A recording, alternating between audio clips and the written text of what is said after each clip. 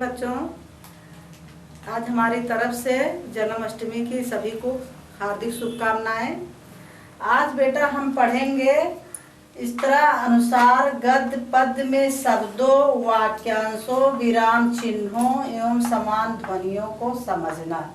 ये हमारा 5वां चैप्टर है। चौथे चैप्टर तक हम आपको बता चुके हैं। इसमें हमको पढ़ना है हिंदी शब्दों का वर्गीकरण, मतलब गद्य पद्य में शब्दों के बारे में पढ़ना है, वाक्यांशों के बारे में पढ़ना और विराम चिन्हों के बारे में पढ़ना है। हमको ध्वनियों को समझना है। हम भाषा प्रयोग अपने भाव विचारों के आदान प्रदान के लिए करते हैं। इसका प्रयोग हम चाहे लिखित रूप में या मौखिक रूप में चाहे जैसे करें, किसी भी स्थिति में अपनी बात वाक्यों के सहारे एक दूसरे तक हम पहुंचाते हैं। एक या एक से अधिक ध्वनियों के मेल के जिस खंड का निर्माण होता है वह शब्द कहलाता है। हिंदी शब्दों का वर्गीकरण। हिंदी भाषा के शब्दों का वर्गीकरण मुख्यतः 4 आधारों पर किया जा सकता है। हिंदी भाषा के शब्दों का वर्गीकरण मुख्यतः 4 आधारों पर किया जा सकता है। अब हम देखते हैं वो आधार कौन कौन से होता है। एक है अर्थ के आधार पर, दूसरा है उत्पत्ति के आधार पर, तीसरा है भाषाई विकास के आधार पर, तीसरा है रूप परिवर्तन के आधार पर। तो कितने हुए? अर्थ, उत्पत्ति, भाषाई विकास, रूप परिवर्तन, 4। और पहले हम समझते हैं अर्थ के आधार पर इसके कितने वर्गीकरण हैं। अर्थ के आधार पर हुआ, पहला है समानार्थी शब्द बेटा, जिसको कहते हैं पर्यायवाची। पर्यायवाची सभी जानते होंगे, ये 3 में पढ़े होंगे, 4 में पढ़े होंगे, 5 में पढ़े होंगे। पर्यायवाची प्राइमरी स्तर से ही हमको बताया जाने लगता है और ऊंचे स्तर तक ये चलता रहता है। आज हम वही समझेंगे समानार्थी। समानार्थी का अर्थ भी है पर्यायवाची। समानार्थी को ही पर्यायवाची कहते हैं। पर्यायवाची के बारे में सभी जानते होंगे। विपरार्थक शब्द, जिसको विलोम शब्द कहते हैं। विपरार्थक शब्द जिसको विलोम कहते हैं, जैसे राजा का रानी, माता पिता, काला सफेद आदि। अब उसके बाद है एकार्थी शब्द। एकार्थी शब्द हुआ बेटा, कई शब्दों के एक अर्थ भी निकल आते हैं। कई शब्दों के एक अर्थ भी निकल आते हैं। आपको हम उदाहरण दे के समझा दे रहे हैं। जैसे जिसके आने की तिथि मालूम ना हो, तो हम इसको एक शब्द में भी कह सकते हैं। इसका अर्थ एक, जैसे देखो, जिसके आने की तिथि मालूम ना हो, इसका अर्थ है अतिथि। अनेक शब्दों के एक अर्थ हो गए ना? अनेक शब्दों के एक अर्थ हो गए कि नहीं हो गए? जैसे जिसके एक आने की तिथि मालूम ना हो। शब्द तो हमारे पास इतने बन रहे हैं, लेकिन अर्थ क्या है? एक है। हमको भाई जब मेहमान हमारे घर में आते हैं तो अब फोन हो गया, अब हमको पता चल जाता है, व्हाट्सएप द्वारा पता चल जाता है कि हम आ रहे हैं या आने वाले हैं। पहले ऐसा नहीं था, हमको पता नहीं चल पाता था। अब भी कभी कभी अचानक आ जाते हैं, बिना फोन किए ही जब घर पे आ जाते हैं मेहमान, तब हमको पता चलता है कि हमारे घर कोई आया है। और जिसके आने की तिथि हमको ना मालूम हो, वो अतिथि होता है। क्या होता है? अतिथि। और इसका देखो, जिसके आने की तिथि ना मालूम हो, अतिथि। ये एकार्थी शब्द है। कई शब्दों के एक अर्थ। उसके बाद है अनेकार्थी शब्द। अनेक अर्थी शब्द मतलब एक शब्द के कई अर्थ निकलते हो। जैसे एक अर्थी था, कई शब्दों के एक ही अर्थ निकला, जिसके आने की तिथि मालूम ना हो। इसमें हो गए 1 2 3 4 5 6, इतने शब्दों का केवल एक शब्द निकला कि अतिथि। और इसमें है अनेकार्थी शब्द। अनेकार्थी शब्द मतलब कि एक ही शब्द के कई अर्थ निकलते हैं। जैसे पर्यायवाची होता है, फूल का हुआ, कमल का हुआ, पानी का हुआ, जल का हुआ, उसका हुआ, आकाश का हुआ, तो उसमें कई निकलते हैं, कई निकलते हैं। ऐसे अनेकार्थी शब्द भी एक शब्द के कई निकलते हैं। जैसे काल का, जैसे काल मतलब यमराज भी होता है और समय भी होता है और मृत्यु भी होती है। काल का मतलब समय, यमराज, मृत्यु। हम काल को मृत्यु भी कहते हैं। जैसे अभी आपके घर में एक सांप निकलता है, उसको देख के हम डर जाते हैं, उसको मारने का प्रयास करते हैं। क्यों डरते हैं? कि उसमें हमको कि काट लेगा, हम मर जाएंगे। उसको हम काल समझते हैं। क्या समझते हैं? काल समझते हैं। तो काल का समय इसलिए मृत्यु भी उसका अर्थ हुआ। किसका? काल का। अगर काल भाई जब हमारे सामने सांप बैठा है, हम उसको क्या कहेंगे? काल ही तो कहेंगे, उसके काटने से मेरा मृत्यु हो जाएगा। इसलिए काल का यमराज भी हुआ और समय भी हुआ, मृत्यु हुआ। काल का अर्थ समय भी होता है, काल का अर्थ यमराज भी होता है। यमराज भी काल ही बन के आते हैं और यमराज, समय, मृत्यु। ऊपर हम बताए थे आपको, अर्थ के आधार पर, व्युत्पत्ति के आधार पर, भाषाई विकास के आधार पर, रूप परिवर्तन के आधार पर किया जा सकता है। उसमें एक और बेटा बता दें आपको, एक संकर शब्द भी होता है, अभी इसको भी हम बताएंगे। इसके बाद है आपका व्युत्पत्ति के आधार पर कितने शब्द होते हैं। व्युत्पत्ति के आधार पर हिंदी शब्दों का वर्गीकरण, तो इसमें एक व्युत्पत्ति शब्द है। अर्थ के आधार पर आप जान चुके हैं। अर्थ के आधार पर आपका है क्या क्या है? समानार्थी है, जिसको पर्यायवाची शब्द कहते हैं। विपरार्थक है, जिसको विलोम शब्द कहते हैं। एकार्थी, अनेकार्थी, इसको आप जान गए, पढ़ चुके। अब है आपका भाषा व्युत्पत्ति के आधार पर। दूसरा, व्युत्पत्ति के आधार पर रूढ़ शब्द, यौगिक शब्द, योग रूढ़, 3 होते हैं। उसमें कितने थे? 4 थे और इसमें 3 है। रूढ़ शब्द, यौगिक शब्द, योग रूढ़। योग रूढ़ शब्द वे होते हैं बेटा जिसको अपनी प्रसिद्धि प्राप्त होती है, उनका विखंडन या खंड खंड नहीं किया जा सकता है। जैसे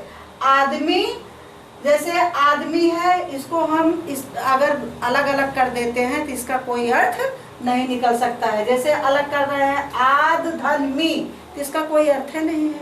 इसलिए हम आदमी को खंड में नहीं बांट सकते हैं। इसका अगर अलग कर देंगे तो कोई अर्थ नहीं होगा। अगर आदमी रहेगा तो इसका अर्थ है मनुष्य। दूसरा है यौगिक शब्द। यौगिक शब्द का मतलब इसका हम खंड कर सकते हैं। जैसे विद्यालय, यौगिक शब्द है बेटा, ध्यान से समझना, थोड़ा सा ध्यान इस पे लगाना पड़ेगा, लेकिन बहुत सरल है। यौगिक शब्द जैसे विद्यालय, विद्यालय को हम खंड में बांट सकते हैं। संधि विच्छेद करो, विद्यालय, विद्यालय यानी कि विद्या का घर, विद्याधन आलय बराबर विद्यालय, इसको हम विद्या का घर भी कह सकते हैं। इसका मतलब ये भी खंडित हुआ। उसके बाद है योग रूढ़। योग रूढ़ को हम खंड खंड में कर सकते हैं। रूढ़ शब्द को हम बांट नहीं सकते हैं, इसको प्रसिद्धि प्राप्त है, ये अपने में प्रसिद्ध है। और यौगिक शब्द 2 खंड किया जा सकता है, जैसे विद्या का घर, और इसको खंड खंड किया जा सकता है। योग रूढ़ को खंड खंड किया जा सकता है। जैसे पीला है अंबर जिसके, पीला है अंबर जिसके, इसका तीसरा अर्थ क्या निकला? श्री कृष्ण भगवान। क्या तीसरा अर्थ निकला? श्री कृष्ण भगवान। ये हो गए आपके व्युत्पत्ति के आधार पर। कोई आपसे पूछता है या कहता है अर्थ के आधार पर, आप जान चुके हैं। ये व्युत्पत्ति के आधार पर ऐसा हिंदी शब्दों का वर्गीकरण है। जैसे देखो, अर्थ के आधार पर, व्युत्पत्ति के आधार पर, भाषाई विकास के आधार पर, रूप परिवर्तन के आधार पर, संकर शब्द। ये संकर शब्द पांचवा है आपका, इसको भी अभी बताते हैं। तो आपका व्युत्पत्ति के आधार पे हो गया रूढ़ शब्द, यौगिक शब्द, योग रूढ़। तो ये इसको प्रसिद्धि प्राप्त है, इसका खंड नहीं किया जा सकता है, इसका खंड किया जा सकता है, इसको इसका खंड किया जा सकता है, इसको योग रूढ़ कहते हैं। अब है बेटा भाषाई विकास के आधार पर। किसके आधार पर? अब तीसरा हमारा आया भाषाई विकास के आधार पर। भाषाई विकास के आधार पर पहला है तस्यम शब्द, तद्भव शब्द, देशज शब्द, विदेशी शब्द। ये कितने होते हैं? ये भी 4 होते हैं। तस्यम, तद्भव, देशज, विदेशी। अगर आपसे कोई पूछे अर्थ के आधार पर क्या है, तो ये नहीं आप बता सकते हैं कि तस्यम, तद्भव, देशी, विदेशी। ये किसके आधार पर है? भाषाई विकास के आधार पर, भाषा के विकास के आधार पर। आपका क्या है? तस्यम, तद्भव, देशज, विदेशज। और विदेशी शब्द के अंदर आते हैं, विदेशी शब्द के अंदर आते हैं अंग्रेजी, ये विदेशों की भाषा है। फारसी, तुर्की, फ्रेंच, अरबी, चीनी, जापानी, पुर्तगाली। ये तद्भव, तस्यम, देशज, विदेशी, इसके 4 खंड हैं। और ये विदेशी के हैं सब। ये किसके अंतर्गत है? इनके अंदर नहीं है, इनके अंदर नहीं है, इनके अंदर नहीं है, ये है विदेशियों के अंदर सब। हमारे यहाँ केवल 4 ही जातियां थी, ब्राह्मण, क्षत्रिय, वैश्य, शूद्र। तो ये चारों के अलावा बाकी सब विदेशों से आए हैं। ऐसे विदेशों में, विदेशी शब्द में इतने लोग हैं। अंग्रेजी, फारसी, तुर्की, फ्रेंच, अरबी, चीनी, जापानी, पुर्तगाली, ये सब विदेशी शब्द में आते हैं। जितने शब्द हैं, अंग्रेजी भी, फारसी भी, तुर्की भी, फ्रेंच भी, अरबी भी, चीनी भी, जापानी भी, ये हमारा हो गया भाषाई विकास के आधार पर। हाँ बच्चों, अब चौथा है आपका रूप परिवर्तन के आधार पर। रूप परिवर्तन के आधार पर 2 भाग होते हैं, विकारी और अविकारी। अविकारी के अंदर हमको पढ़ना है संज्ञा, सर्वनाम, क्रिया, विशेषण। उसके बाद आपका आया अविकारी। अविकारी के अंदर हमको पढ़ना है क्रिया विशेषण, संबंध बोधक, समुच्चय बोधक, विस्मयार्थ बोधक। तो समझ में आया बेटा? यही रूप परिवर्तन के आधार पर है। रूप परिवर्तन के आधार पर विकारी या विकारी। विकारी के अंदर हमको 4 चीजें पढ़ना है, संज्ञा, सर्वनाम, क्रिया, विशेषण। उसके बाद अविकारी के अंदर हमको पढ़ना है क्रिया विशेषण, संबंध बोधक, समुच्चय बोधक, विस्मयार्थ बोधक। अब हो गया संकर शब्द। 5वां है संकर शब्द। बेटा, जो भिन्न भाषाओं के संयोग से बनते हैं, जो भिन्न भिन्न भाषाओं के संयोग से बनते हैं और किसी भाषा में भी प्रयुक्त होते हैं और किसी भाषा के साथ भी वो प्रयुक्त हो जाते हैं, वे संकर शब्द कहलाते हैं। संकर शब्द के मतलब मिला जुला, जिसमें और भाषा भी मिला हो। जैसे जो भिन्न भिन्न भाषाओं के संयोग से बनते हैं और किसी भाषा में भी प्रयुक्त होते हैं, वे संकर शब्द कहलाते हैं। जैसे अच्छी आदत, अच्छी जो है, अच्छी आदत मिली है, दोनों अच्छी आदत। जैसे अभी हम मिला दे इसको, जैसे बीच में धन है, अच्छी आदत, ये मिला हुआ है, इसको हम मिला हुआ मान लेते हैं। आपके समझने के लिए अलग अलग कर दिए थे। अच्छी आदत, अच्छी आदत, अच्छी है हिंदी बेटा, और आदत है उर्दू। देखो ये हिंदी से लिया गया है और ये उर्दू से लिया गया है। किससे लिया गया है? ये हिंदी से लिया गया है, ये उर्दू से लिया गया है। ये देखो अच्छी हिंदी है और आदत उर्दू है। वैसे नुकसानदेह, नुकसान शब्द हमारा जो है इसमें भी दो है, नुकसान धन दे। नुकसान जो है हमारा फारसी शब्द है और दे जो है हमारा संस्कृत शब्द है। इसी को संकर शब्द कहते हैं, जो दो शब्दों को सहयोग से बने, जो शब्दों के सहयोग से बने उसको संकर शब्द कहते हैं। ये बेटा आपके रहे हिंदी शब्दों के वर्गीकरण। हेलो बच्चों, तो आपके यही हिंदी शब्दों का 5 वर्गीकरण में किया गया है। पहला है अर्थ के आधार पर। अर्थ के आधार पर होता है, अर्थ के आधार पर विलोम शब्द, प्रायवाची शब्द, एकार्थी, अनेकार्थी।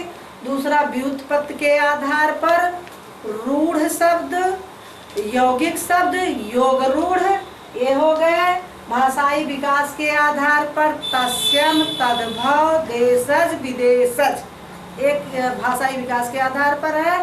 और भाषाई विकास के आधार के बाद है आपका रूप परिवर्तन। रूप परिवर्तन के आधार में है विकारी या विकारी। उसके बाद है आपका संकर शब्द। संकर शब्द के में आप देख ही रहे हैं, जो भिन्न भिन्न भाषाओं के सहयोग से बनते हैं और किसी भाषा में भी प्रयुक्त होते हैं, वे संकर शब्द कहलाते हैं। जैसे अच्छी आदत, अच्छी हमारा हिंदी से लिया गया है और आदत जो है उर्दू से लिया गया है। दोनों का इसमें हिंदी और उर्दू का समावेश है। जैसे नुकसानदेह, नुकसान हमारा फारसी से लिया गया है, देश संस्कृत से लिया गया है, इसमें हमारा फारसी और संस्कृत का समावेश है। यही आपका संकर शब्द है। हाँ बेटा, अब हम पहले जाने कि हिंदी शब्दों का वर्गीकरण कितने प्रकार का होता है। हिंदी शब्दों का वर्गीकरण 5 प्रकार का होता है और सबके बारे में हमने विवरण समझा कि इसके अंतर्गत कौन कौन से आते हैं। अर्थ के आधार पर क्या होता है, व्युत्पत्ति के आधार पर क्या होता है, भाषाई विकास के आधार पर क्या होता है, रूप परिवर्तन के आधार पर क्या होता है, संकर शब्द क्या कहलाते हैं। हम इन सब के बारे में समझे और कौन कौन से उसके अंतर्गत आता है। तो हमें आशा है कि बच्चे समझ गए होंगे। सब इसको नोट भी कर लेना बेटा। अब हम समझेंगे विराम चिन्ह। कितने विराम चिन्ह होते हैं और उनका चिन्ह क्या है बेटा, ये इसको नोट कर लेना और इसको याद कर लेना। पहला है पूर्ण विराम। पूर्ण विराम में ऐसे खड़ी पाई रहती है, इसको आप लोग यूज भी करते हैं, व्यवहार में लाते भी हैं। अर्ध विराम, अर्ध विराम ये है, छोटी सी बिंदी रहती है, नीचे ऐसे कामा जैसा रहता है, जैसे कामा में लगता है। अल्प विराम जिसे हम कामा कहते हैं, तो एक शब्द पूरा हुआ तो ऐसे ऐसे लग जाता है, ये अल्प विराम है। प्रश्नवाचक शब्द, इसको भी बच्चे जानते हैं। जहाँ हमारे सेंटेंस पूर्ण नहीं होते हैं वहाँ प्रश्नवाचक लगाते हैं। उद्धरण चिन्ह, उद्धरण चिन्ह हमें इसको परिभाषा में प्रयोग करते हैं। जो किसी लेखक का अगर हम कोई कोट उनकी बात लिखते हैं, उनकी बात व्यक्त करना होता है, तो उसको हम चिन्हों उद्धरण चिन्ह में लिखते हैं, इसको उद्धरण चिन्ह कहते हैं। जो परिभाषा में लिखा जाता है, इन्वर्टेड कामा जिसे कहा जाता है। विवरण चिन्ह, विवरण चिन्ह का ये है 2 बिंदी और आगे डैश जैसा, ये विवरण चिन्ह है। ऐसा चिन्ह लगा के हम पूरा विवरणात्मक अपने वर्ड को लिखते हैं, अपने शब्दों को लिखते हैं। जो हमको बड़े में लिखना पड़ता है, लांग में लिखना पड़ता है, उसको विवरण कहते हैं। इसको हम पेपर ओपर में अक्सर यूज करते हैं। विस्मयाद बोधक, विस्मयाद बोधक है बेटा, एक खड़ी पाई और नीचे छोटी सी बिंदी रहेगी, ये विस्मयाद बोधक है। अपूर्ण विराम, 2 बिंदी रहेगी, ये अपूर्ण विराम है। जहाँ हमको कोई अपूर्ण शब्दों को लिखना है, अगर मेरे शब्द वो पूरा नहीं है तो तो हम ऐसे चिन्हों का प्रयोग करेंगे। योजक चिन्ह, योजक चिन्ह जो है, योजक चिन्ह जो है ये बीच में लगते हैं, ये बीच में लगते हैं। जैसे जैसे हम बताए थे कि काला सफेद, काला सफेद लिखना है तो हमको बीच में योजक चिन्ह लगा देना पड़ता है। जैसे हमको अब उसमें हम पढ़ाए थे आपको संकर शब्द में अच्छी आदत, तो हम अच्छी और आदत इसमें भी योजक चिन्ह लगा सकते हैं। हमारा माता पिता में वहाँ भी योजक चिन्ह लगता है। भाई बहन हम कहीं भी योजक, जहाँ भी हम दो शब्दों के बीच में इसको, हमारे कहने का मतलब है हम दो शब्दों के बीच में इसको प्रयोग करते हैं। एक है निर्देशक चिन्ह, निर्देशक चिन्ह बीच में नहीं प्रयोग किया जाता है। ये योजक चिन्ह और निर्देशक चिन्ह दोनों एक जैसे होते हैं, केवल अंतर यह है कि हम इसको ये लिखने के पहले ही प्रयोग करते हैं और इसको बीच में प्रयोग करते हैं। कहीं हमको बीच में लगाना पड़ता है तो वहाँ योजक चिन्ह लगाना पड़ता है, इसको हमको पहले ही लगाना पड़ता है, शुरू में ही। इसमें यही अंतर है और दोनों का चिन्ह जो है एक जैसा है। और कोष्टक चिन्ह, एक कोष्टक चिन्ह है। कोष्टक 3 प्रकार के होते हैं, एक कोष्टक ऐसा होता है, एक कोष्टक ऐसा होता है, एक कोष्टक ऐसा होता है। ध्यान से आप लोग देख लीजिए, इसको अपने रजिस्टर में, नोटबुक में अंकित कर लीजिए, बाकी पढ़ लीजिएगा, इसको याद कर लीजिएगा। ये समानता सूचक है। इसका चिन्ह ये है, 2 खड़ी खड़ी पाई कर देने पे ये समान हो जाए। समानता का मतलब दोनों एक जैसे हैं, दोनों समान है, ये समानता सूचक है। अब आपको पढ़ना है बेटा समान ध्वनियों को समझना। हाँ बच्चों, पहले हम पढ़े गद्य पद में शब्द, शब्दों का वर्गीकरण, फिर वाक्य पढ़े, फिर उसके बाद हम विराम चिन्ह के बारे में समझे। अब हम समान ध्वनियों को समझेंगे। समान ध्वनियाँ है आपकी, बहुत सी भाषाओं की काफ़ी ध्वनियाँ समान होती हैं। बहुत सी भाषाओं की काफ़ी ध्वनियाँ समान होती हैं। जैसे अंग्रेजी में है गा, बा, ना, मा, या, सा, पा, तो गा का जी हुआ, बा का बी हुआ, यन का ना का यन हुआ, मा का यम हुआ, या का वाई हुआ, सा का यश हुआ, सा का सी हुआ। सा से कहीं कहीं यश भी होता है, कहीं कहीं सी भी होता है, और फा का यफ हुआ। फिर उसके बाद हिंदी में गा, बा, ना, मा, या, सा, फा जैसे अंग्रेजी में मिल रहे हैं वैसे हिंदी का मिल रहा है, इसलिए ये दोनों समान ध्वनियाँ हैं। का, खा, गा, घ, सा, या, ता, दा, पा, बा, मा, ये हिंदी की ध्वनियाँ हैं। वही ध्वनियाँ, सेम ध्वनियाँ का, खा, गा, घा, का, खा, गा, घ, सा, या, ता, दा, या, पा, या, बा, मा, ये जो है संस्कृत की है, संस्कृत ध्वनियाँ है। का, खा, गा, घा, सा, या, ता, दा, पा, बा, मा। हिंदी में भी वही चीज है, का, खा, गा, घा, सा, पा, ता, दा, या, बा, मा। जैसी हिंदी की ध्वनियाँ हैं, जो का हिंदी में बनाया जाता है वही संस्कृत में बनाया जाता है, जो खा हिंदी में बनाया जाता है वही खा संस्कृत में बनाया जाता है। लगभग बहुत सी भाषाओं की ध्वनियाँ समान हैं। जैसे फारसी हो गया, उसकी भी समान है। और फारसी में जैसे होता है उर्दू में गा, गा, बा, वही चीज़ उर्दू में गा, बा, ना, मा, सा, यही चीज़ उर्दू में भी है, यही चीज़ संस्कृत में भी है, यही चीज़ हिंदी में भी है, अंग्रेजी में भी है। काफ़ी ध्वनियाँ समान है। ये हमारी आपकी ध्वनियाँ, समान ध्वनियों को समझना। हिंदी की, अंग्रेजी की, फारसी की, संस्कृत की ध्वनियाँ काफ़ी हद तक समान है।